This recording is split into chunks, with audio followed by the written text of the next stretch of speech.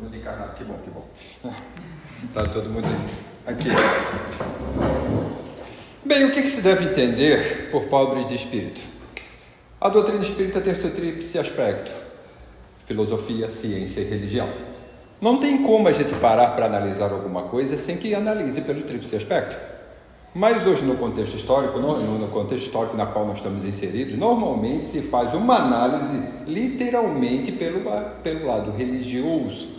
E se esquece a filosofia e se esquece a ciência. Filosofar. A filosofia é legal? Todo mundo gosta de filosofia? Mas o que a gente aprendeu ao longo do tempo? Filosofar é um pouco chato, não é? É chato. Porque quando você para filosofar, você para olhar para si mesmo. Você para fazer o que? Uma imersão em quem você é. E normalmente aquela imagem que aparece na frente do espelho não é tão legal assim. Porque ao longo da vida a gente cria uma coisa muito clara na nossa vida chamada ilusão. A ilusão está sempre de braços dados com nós. Sempre acompanhada com a nossa expectativa exacerbada que a gente sempre tem em alguma coisa. A nossa expectativa está sempre no nosso relacionamento. Eu sempre espero que a pessoa faça isso, faça aquilo, mas quando eu espero para mim fazer alguma coisa, o negócio fica um pouquinho complicado, é sempre o outro.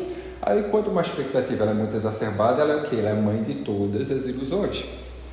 Quando eu falo o que entendes por pobre de espírito, eu faço a pergunta para que todos possam refletir. Quando alguém diz assim para o outro: essa pessoa, o fulano é pobre de espírito, o que vem na mente? O que vem na nossa cabeça? Essa pessoa é pobre de espírito, coitado, o que é isso? O que a gente aprendeu? Nós aprendemos que normalmente esse pobre de espírito é a pessoa que nos dias de hoje a gente pode chamar de um analfabeto funcional. Ou seja, ela é desprovida de uma coisa chamada inteligência. Só que inteligência, o que significa inteligência? Eu sou muito de me pegar os conceitos, porque os conceitos hoje em dia estão muito esvaziados. A gente fala de tantas coisas, mas você vai perguntar, por exemplo, uma pergunta extremamente inquietante. Se eu perguntar assim: quem é você? Quem é você?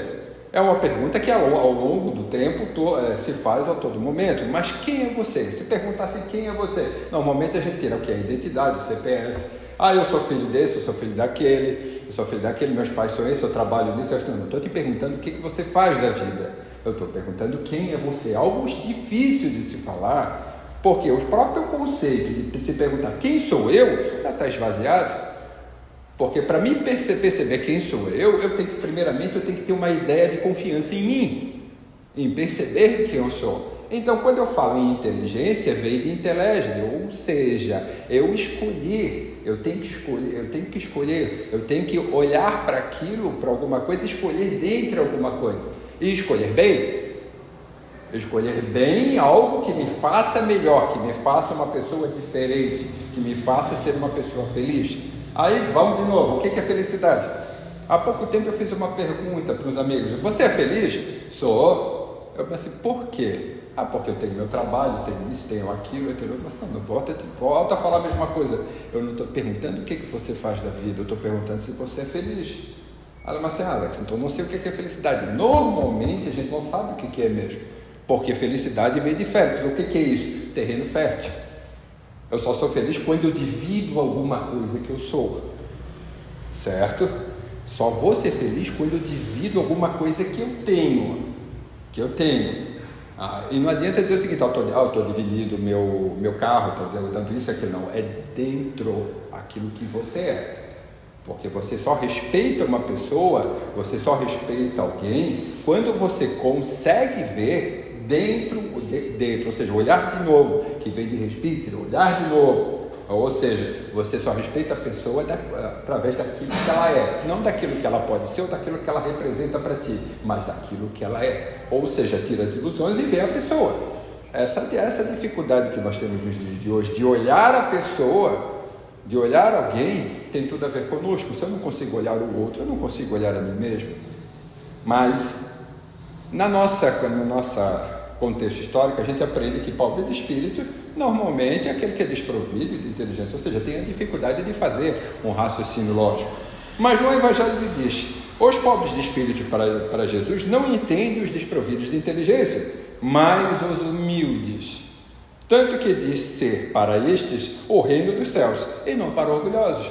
Ou seja, basicamente aqueles que dizem hoje na sociedade, desde aquela época a gente vem imitando até hoje, que aquele que tem um espírito elevado é o orgulhoso, é aquele que tem alguma coisa, mas tem alguma coisa que possa mostrar, ou que possa tocar. Porque mostrar, ter alguma coisa, eu tenho alguma coisa diferente, eu ter alguma coisa diferente de ser. Eu tenho alguma coisa sempre para dar, para mostrar, mas o que você é realmente? Esse é o que você é interiormente, é que a doutrina espírita, a partir do século XIX, vem nos mostrar de todas as formas como você pode galgar, você pode buscar uma reforma íntima, que a reforma íntima se dá o quê? Através da filosofia, ciência e religião. Não tem como desassociar. Mas os homens de saber e de espírito, no entender do mundo, formam geralmente tão alto conceito de si próprios e da sua superioridade, que consideram as coisas divinas como indignas de lhes merecer a atenção. Então, humilde, o pobre do espírito, literalmente humilde, a grosso modo, para que a gente possa entender nos dias de hoje, é aquele que se rebaixa, mas não que se rebaixar, de se humilhar daquela forma, como é que eu posso dizer assim, pejorativa, mas não, é aquele que entende o seu caminho, aquele que busca de uma forma humilde, ou seja, através daquilo que ele tem, daquilo que ele é, não daquilo que ele demonstra. É aquilo que ele faz consigo, ou seja, o que ele faz através daquilo que ele tem, o que ele é próprio. Aí eu pergunto, o que é próprio do ser humano?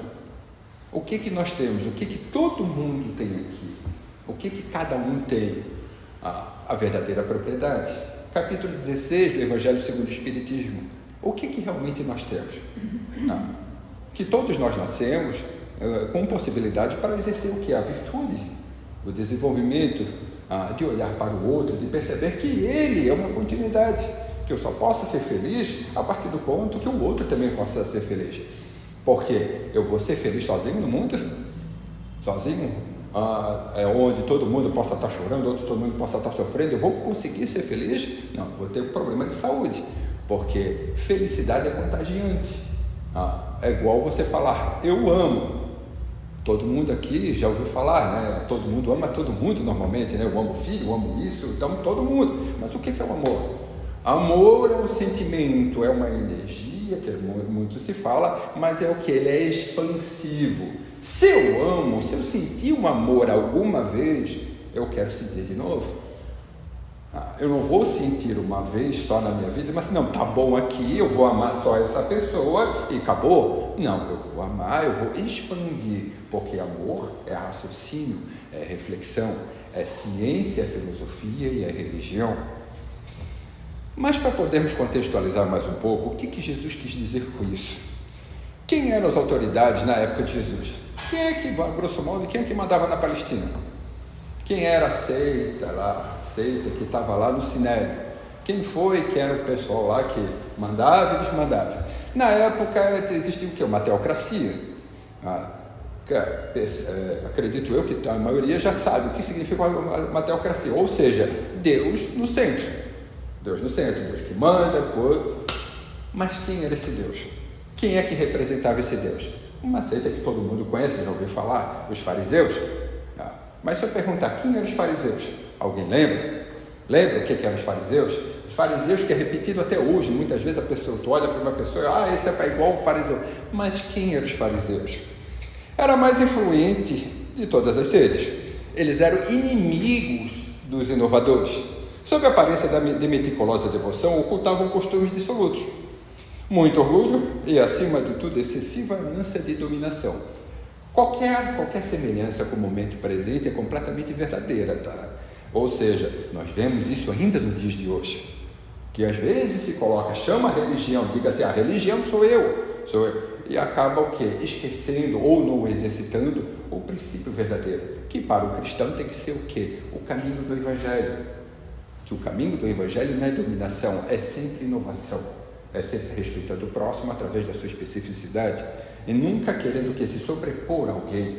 Então, quando eu respeito, eu olho a pessoa do que ela é, eu respeito por aquilo que ela é, não por aquilo que ela pode ser ou aquilo que supostamente eu posso demonstrar, achar. Aí no senso comum se diz a seguinte coisa, que nós temos o costume de ter um amor platônico, né? Ou seja, tu cria uma imagem da pessoa e na tua mente funciona isso. Há pouco tempo eu descobri que amor platônico não tem nada a ver com isso, tá? É completamente ao contrário.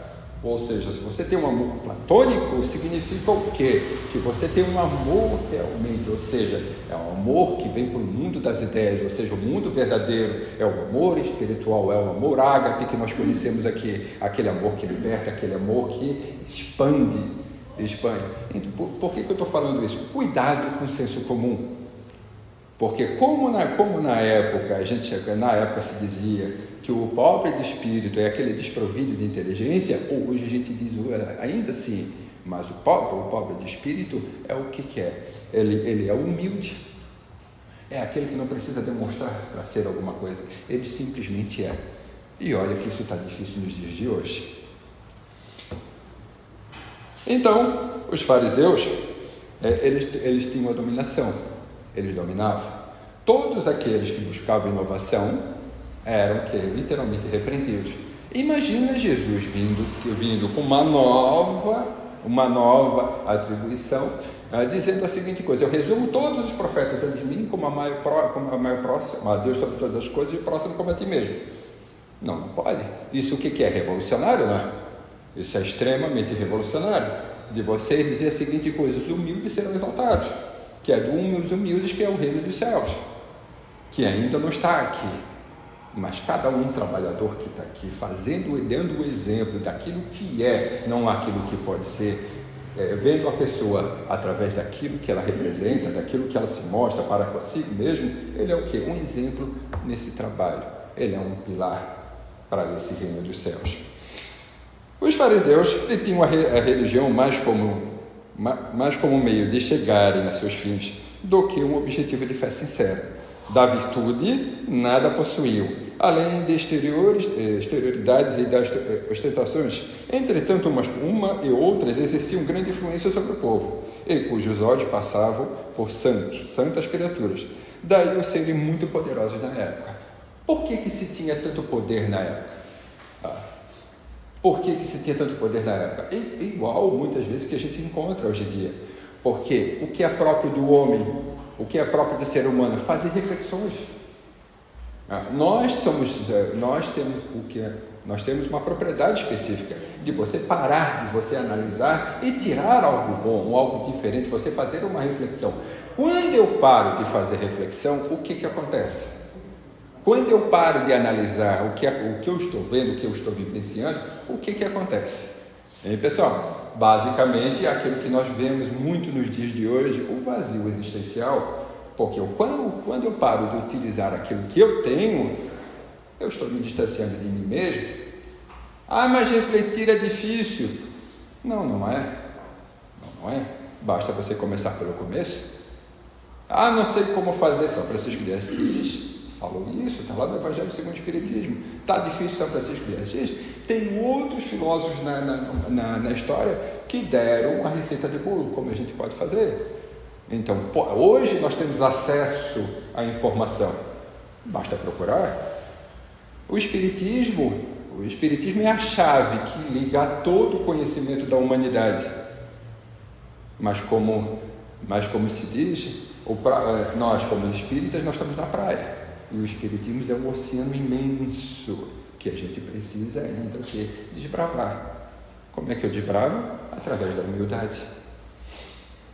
E tinha mais uma pessoa lá que mandava, não tinha? Um tal de Pilatos. Já ouviu falar do Pilatos? Já, né? E que cultura que ele vinha? Uma cultura literalmente politeísta. Aí chega um Pilatos, um romano, falar com os judeus, chega Jesus, fala de um Deus único, dá problema ou não dá? Aí às vezes eu paro para refletir, se Jesus estivesse aqui hoje em dia, né? Se ele viesse, se ele estivesse na nossa sociedade falando, eu sou Jesus, eu sou representante, como é que a gente ia parar para analisar? Como é que a gente ia parar para refletir? as informações que ele estaria nos dando. Que às vezes muitas vezes a gente critica o que aconteceu naquela época, mas se fosse hoje, e aí? Como é que a gente ia refletir? Sabe? Como é que eu me interajo? Como é que eu faço? Como é que eu converso com... Perdão. Como é que eu converso? Como é que eu estou interagindo com o Evangelho de Jesus? Como é que eu estou fazendo isso todo dia? Eu estou sendo exemplo, eu estou querendo converter alguém? Eu estou querendo mudar sempre alguém? Eu estou querendo que alguém mude daquilo que eu falo? Ou eu posso até fazer a pergunta, alguém muda alguém? Não. Você pode ser o exemplo. O exemplo é a grande matriz para a educação. Através do exemplo você consegue influenciar, através dos seus atos. Mas querer mudar alguém, isso não vai acontecer. Então Pilatos tem um momento com Jesus que eu acho formidável, né? Tendo entrado de novo no palácio e feito vir Jesus à sua presença, perguntou-lhe: És o rei dos judeus? Respondeu-lhe Jesus: Meu reino não é deste mundo. Se o meu reino fosse deste mundo, a minha gente houvera combatido para impedir que eu caísse nas mãos dos judeus. Mas o reino ainda não está aqui, disse-lhe então Pilatos. És, pois, rei? Jesus lhe respondeu: Tu o dizes, sou rei. Não nasci e vim a este mundo senão para dar testemunho da verdade. Aquele que pertence à verdade escuta a minha voz. Esse final para mim foi maravilhoso. Aquele que escuta a verdade, aquele que pertence à verdade, ele vai escutar a voz de Jesus. Aí eu pergunto, o que é verdade? Eu faço muita pergunta, né? Eu faço muitas perguntas. O que é verdade? Se nós pegarmos no nosso cotidiano, no nosso senso comum, cada um vai ter a sua verdade. Não é verdade? Porque essas verdades são baseadas no quê? Na experiência de cada um, na vivência de cada um. Mas quando a gente fala em doutrina espírita, quando a gente fala em doutrina espírita, é verdade a doutrina espírita? Por quê?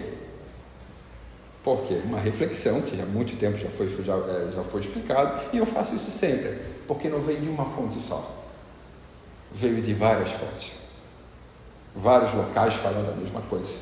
Não está na mão do homem, não foi o homem que disse, isso é verdade, foram os emissários de Deus.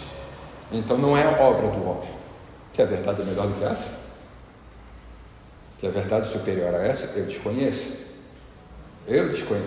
E também sei que verdade é algo que você vai exercitando, porque ninguém aqui encarnado, num planeta de provas e expiações, pode dizer para si mesmo, eu falo a verdade.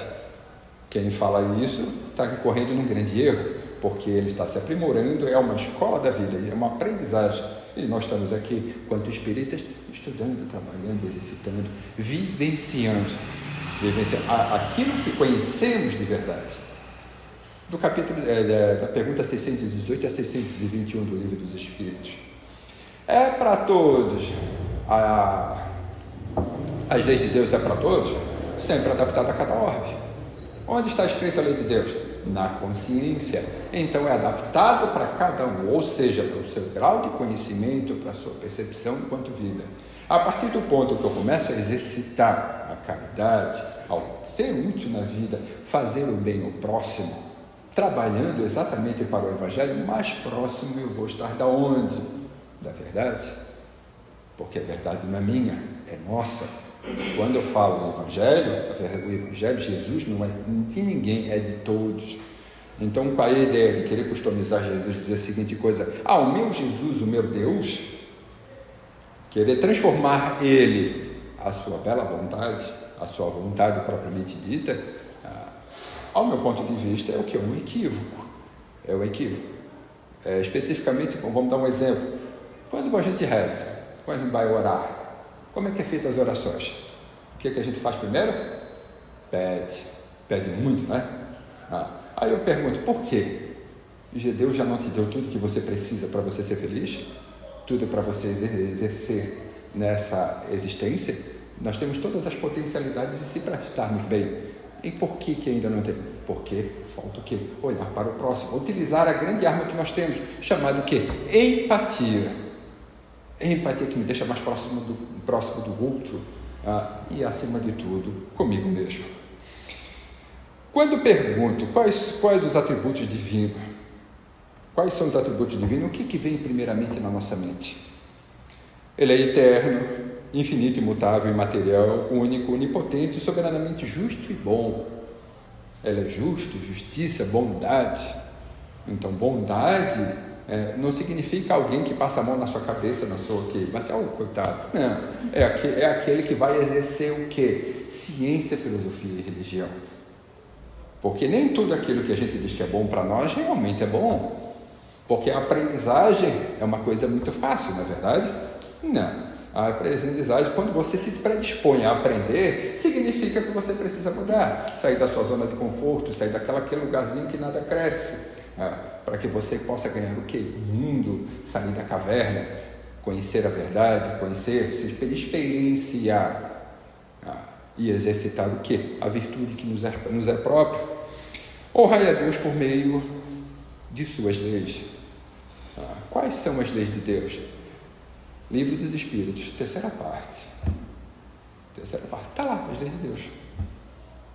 Resumida, amar,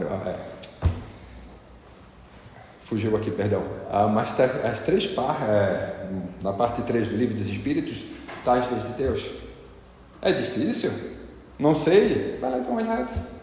Vai saber tudo naquele momento só? Não vai. Mas como é que eu comece a ler uma palavra, uma frase, um capítulo? Não consigo ler? O que foi que eu fiz? Fui lá, baixei do YouTube o áudio, botei no ouvido. E assim eu consegui ler todo o Livro dos Espíritos.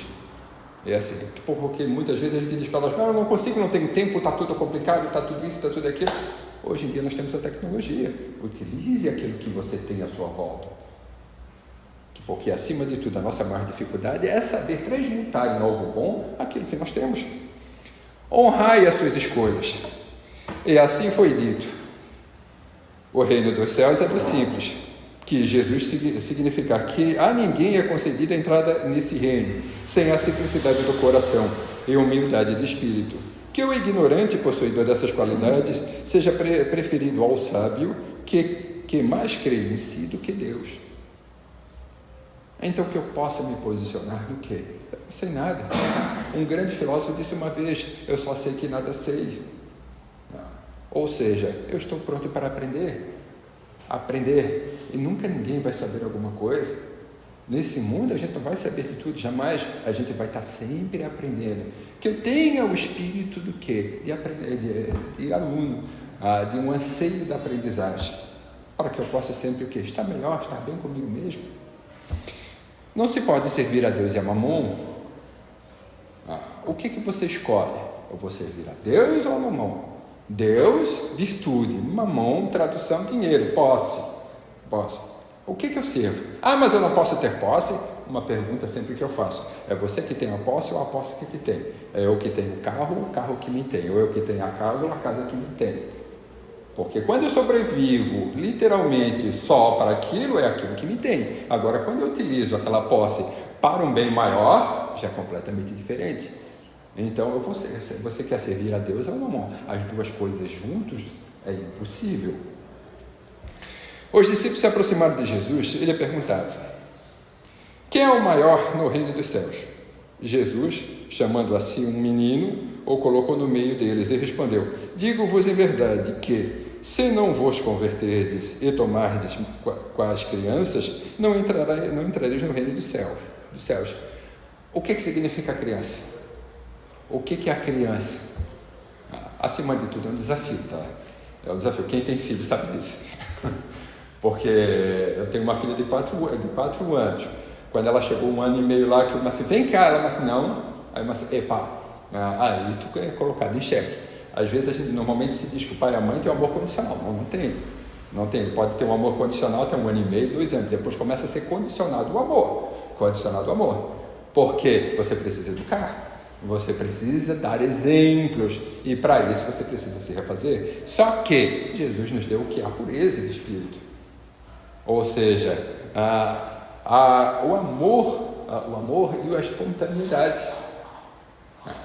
Por que que quando a gente vai fazer alguma coisa boa, normalmente vou fazer alguma coisa, a gente sempre pergunta por quê? Vou dar um abraço numa mãe, num pai, por que que eu vou dar? Estou brigado com um amigo, com um irmão, alguma coisa, um familiar. Por que que eu vou fazer isso? Por que que eu não faço? Primeiro vai lá e faz. Se pergunta depois o que, por que disso. Ou seja, resolve os teus problemas. Resolve, porque senão na outra encarnação você vai ter que resolver. Vai levar e vai na outra encarnação, vão ter que nascer juntos para poder o quê? Resolver algo que você pode resolver aqui só por com uma coisa, usando uma coisa só. Humildade. O outro ter raiva de mim é problema dele, mas começa a ser problema meu quando eu começo a ter raiva dele também. Então que eu comece a exercitar isso hoje, não deixe para amanhã. Aquele que se humilhar será exaltado, e aquele que se elevar será rebaixado. Não adianta eu olhar para o outro e dizer a seguinte coisa: eu conheço tudo, ser melhor do que ele, sei isso e aquilo. Mas o que tu sabe? O que você sabe? Quais são as suas verdades? Vou dar um exemplo bem clássico, tá? Que acontece no nosso dia a dia. Se um pai, uma mãe chegar assim para alguém: tu é feio, a gente aceita. Tu precisa te arrumar, tu precisa estar desse jeito, estás feio. Vem alguém desconhecido, um conhecido lá, mas tu está feio, já quer brigar, já quer fazer alguma coisa. Por que que a gente sempre cria diferenças para as coisas? Por que que a gente diz assim: esse eu vou tratar de um jeito, isso eu vou tratar do outro? Por que que eu não posso buscar tratar todo mundo de uma maneira igual? Igual nunca vai ser, mas uma equidade. Eu posso trazer todos para o meu convívio, ou seja, para o meu grau de conhecimento. Se eu tenho que me posicionar por alguma coisa, que eu me posicione para todo mundo. Se alguém me diz que eu sou feio, se eu digo assim: isso está me prejudicando, eu posso dizer para a pessoa: isso está me prejudicando, por favor. Acho que a amizade é algo recíproco, e algo recíproco é uma mão de 2 dias. E isso você vai escolher com parente ou ser seu parente? Não, é com todo mundo. Isso significa o quê? Respeito para consigo mesmo. Volto a dizer, respeito vem de respeito. Eu tenho que olhar para mim, eu tenho que mergulhar em mim e saber quem eu sou. O que eu sou? Eu sou uma pessoa que busca justiça. Busca justiça através do quê? Do comportamento, do exercício e do exemplo. Não sei como faço justiça, está lá no livro dos Espíritos. O primeiro passo qual é? Faça o outro o que queres que ele faça por ti. É o princípio. Não vou querer fazer o outro o que eu não quero que ele faça comigo. Então é um respeito hoje, não é amanhã. As dores e sofrimentos. Mas como é que eu vou ser humilde com tanta dor e sofrimento? Está aí os consultórios cheios de pessoas que indo dizendo assim para os psiquiatras, para os terapeutas: arranque essa dor de mim. Mas o que é dor, se não algo pedagógico? A dor, o sofrimento, ele te mostra onde você precisa melhorar. Volto a dizer, um tempo atrás eu falei aqui, lá no Caminho Feliz, a gente tem uma frase: bateu, doeu, pega que é teu. Se está doendo, pega que é teu, porque você precisa aprender com aquilo. A vida é pedagógica, a vida está sempre te ensinando. Se está com um problema, analise o problema. Você não tem que tirar a dor, não tem que tirar o sofrimento, você tem que passar por ele. E você vai passar por ele como? Como é que você passa pelo sofrimento? Como é que você sai? Você passa através do sofrimento. Vê de sentido. Você só muda a perspectiva através do sentido. Se há sentido naquilo, você vai mudar. Se não houver sentido, se você não vê o sentido, não vai. Não vai. É igual você ir para um trabalho mediúnico, obsessões, monoideia, tudo que se dá através do quê? Do comportamento obsessivo. É uma monoideia. Para que eu possa mudar, eu tenho que haver sentido. Sentido de eu mudar a perspectiva, porque todo mundo tem razão. Todo mundo tem razão. Aí vem uma pessoa fala uma coisa, mas não está. Uma vez até foi uma piadinha que tem, né? Uma pessoa chegou para um político: está certo. Chegou outro, falou uma coisa: está certo, está todo mundo certo. Daqui a pouco chegou o terceiro: está todo mundo certo. O assessor dele chegou para ele e perguntou assim: mas doutor, o senhor disse que estava todo mundo certo? Tem razão? Porque todo mundo tem razão. O que muda é o quê? A perspectiva. Qual é a nossa verdadeira propriedade? O homem só possui em plena propriedade aquilo que lhe é dado levar desse mundo. E o que você vai levar desse mundo? A camisa você pode perder. O corpo você pode perder.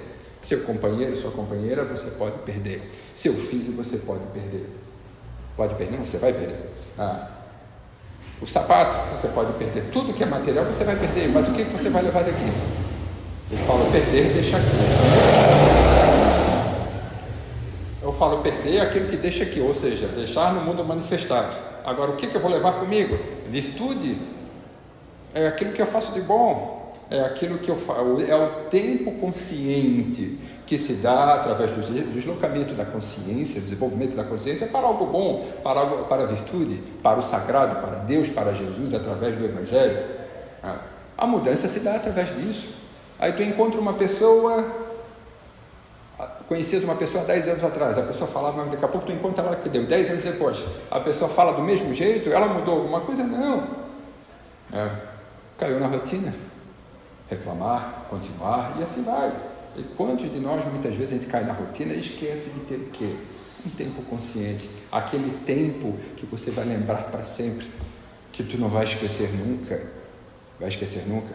Quem é aqui que não lembra quando era criança que brincava das brincadeiras quando era criança? Todo mundo lembra, porque isso é um tempo consciente. Que a gente possa fazer isso sempre. Na balança divina são iguais todas as pessoas. Só as virtudes os distinguem aos olhos de Deus. As virtudes. Então, o que você está fazendo hoje? O que você está exercendo hoje? Quais são os seus pensamentos? O que você está vibrando hoje? Seu pensamento, o que você pensa hoje é o que você vai vivenciar amanhã. A mente é a construção da nossa vida, do nosso caminho. Nossa mente está construindo a todo momento. Mas o que você está construindo? O plantio é livre. Você pode plantar sempre, mas a colheita é obrigatória. Agora, o que você está plantando? Essa é a pergunta. A humildade é virtude. É a virtude mais esquecida entre nós. O orgulho é o terrível adversário da humildade. Então, que a gente possa parar para pensar, ver, analisar o nosso dia, assim como São Francisco de Assis. Que a gente possa analisar, mas eu não consigo mudar tudo. Mude um pouquinho, faça hoje, exercite hoje, para que amanhã nós possamos estar melhor, vivenciar através do Evangelho de Jesus, estar bem, com saúde, tanto psicológica e tanto biológica. Uma boa noite a todos, fiquem com Deus.